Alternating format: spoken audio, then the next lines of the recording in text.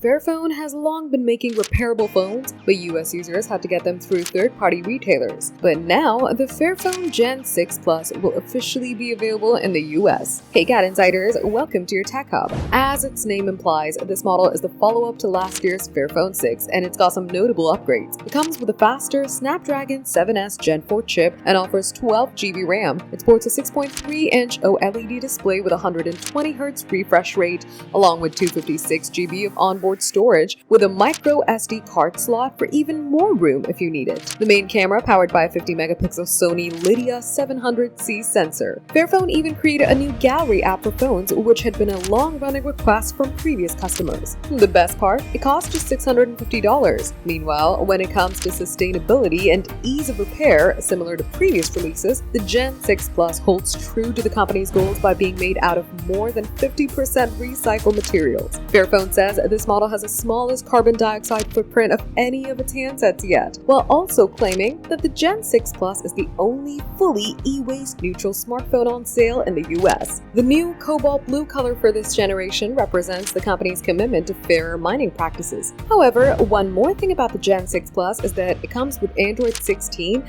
and at least 7 years of software updates.